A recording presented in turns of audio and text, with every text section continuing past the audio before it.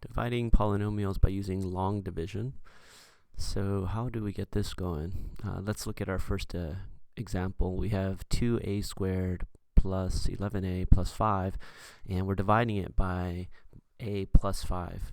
So how do we do that? Well, we'll rewrite it in long division form. So we'll take the divisor and we'll put that little line there, and the dividend goes underneath, right? So what we're dividing by.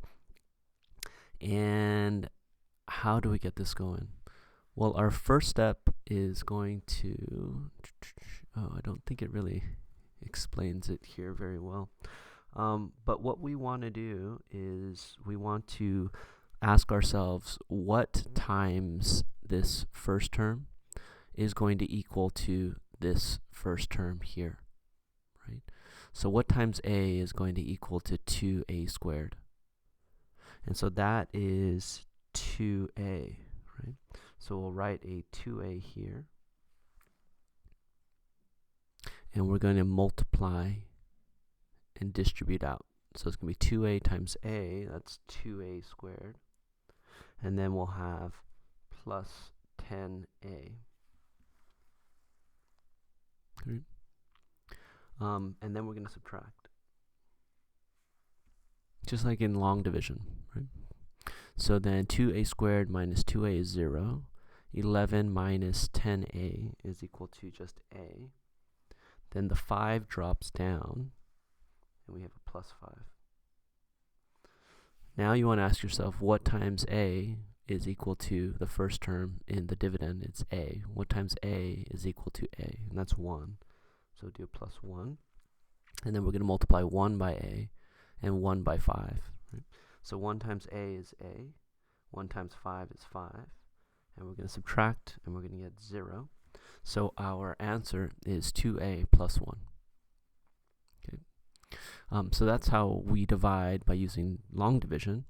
But this is when our remainder is 0, right? So the answer is nice and clean, but the question you might be asking yourself is, what if the remainder here is not 0? What happens then, right? So let's go ahead and look at an example.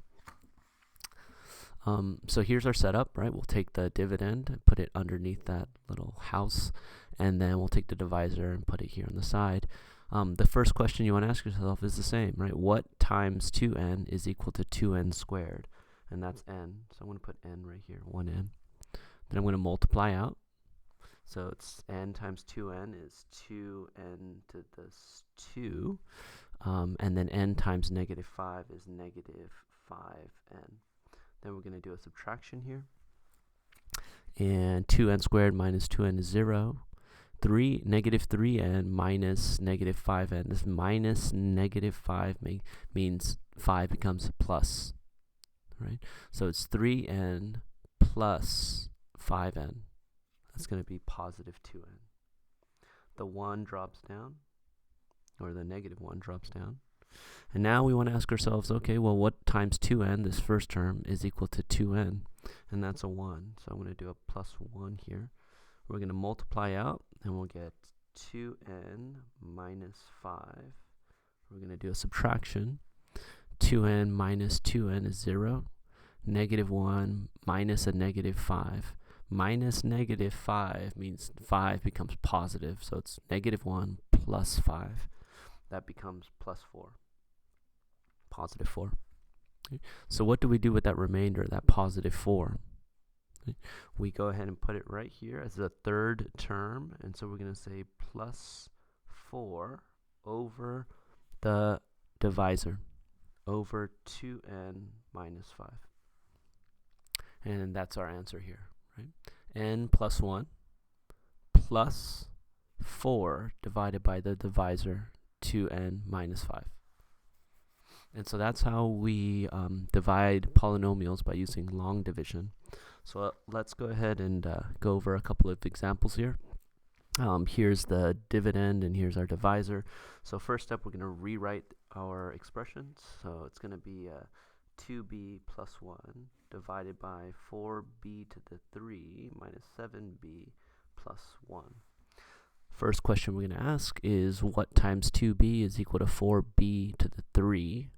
So that's 2b 2b squared. I'm going to write it right over here, right next to 4b to the 3.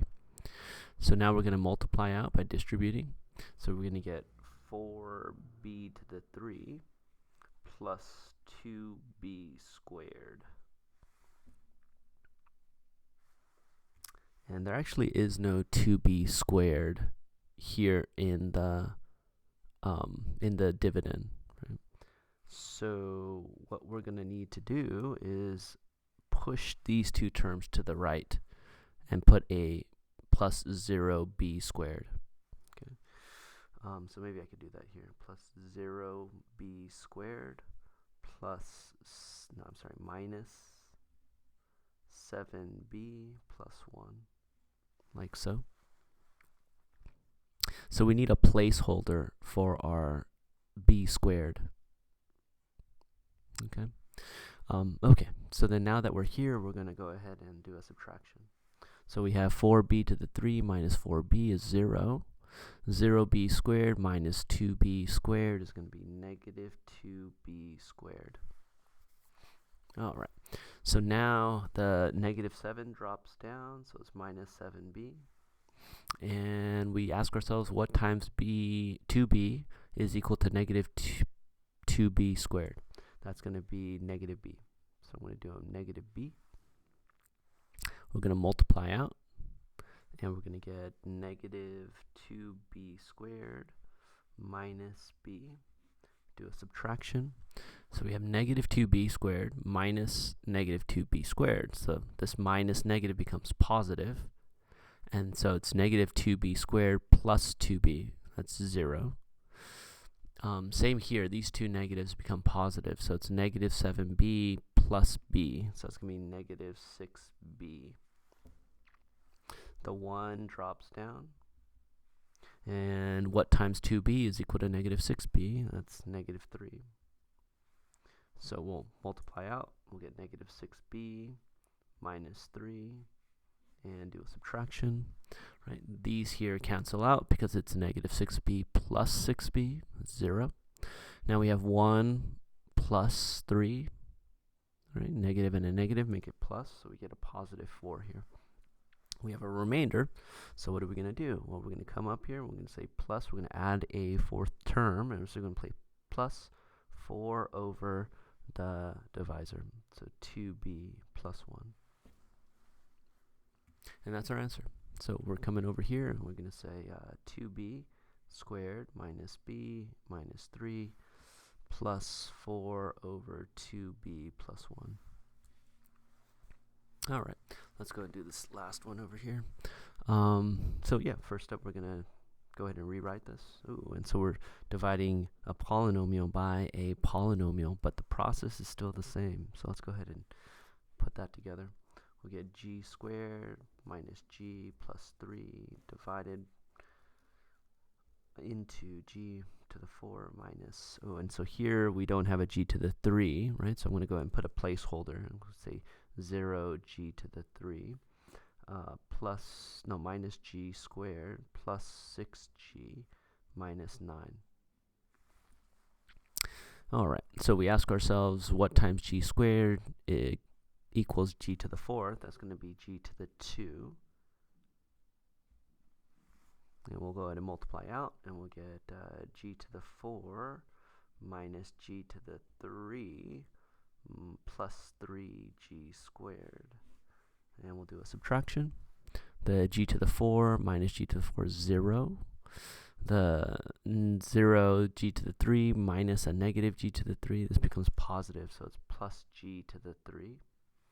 We have negative g squared minus 3g squared, right? So negative and negative, so it becomes negative 4g squared. And then the 6g comes down, so we'll do plus 6g. All right, so now we look at it and we say, okay, well, what times g squared is equal to g to the 3? That's going to be g, so I'm going to do a plus g. And then we'll go ahead and multiply out. We'll get g to the 3 minus g squared plus 3g. Do a subtraction. 3g to the 3 minus g to the 3 is 0.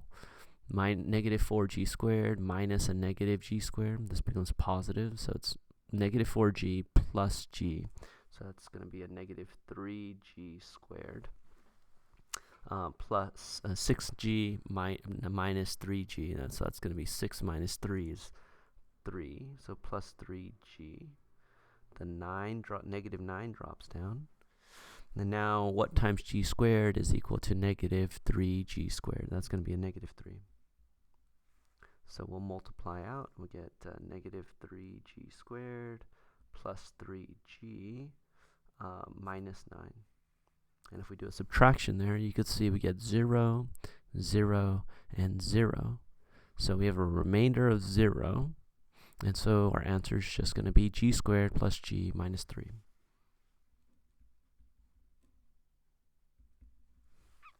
And that's how we divide a polynomial using long division.